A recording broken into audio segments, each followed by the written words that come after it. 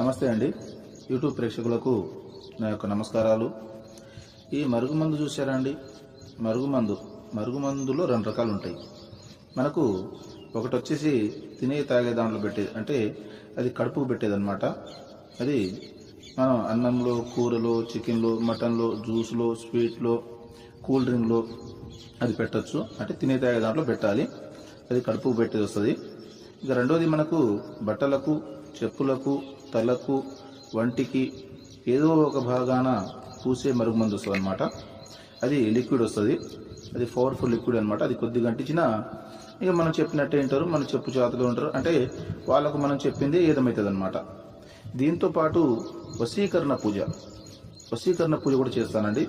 చాలా సంవత్సరాల నుంచి చెడిపోయిన భార్యాభర్తలు కానీ, ప్రేమికులు కానీ, పిల్లలు కానీ, ఎవరైనా కానీ చాలా సంవత్సరాల నుంచి చెడిపోయిన వాళ్ళని పీర్ల ద్వారా, వాళ్ళ ఫోటోల ద్వారా నేను వశీకరణ పూజ చేస్తాను. వశీకరణ పూజ చేసి వాళ్ళని దగ్గర చేస్తాను.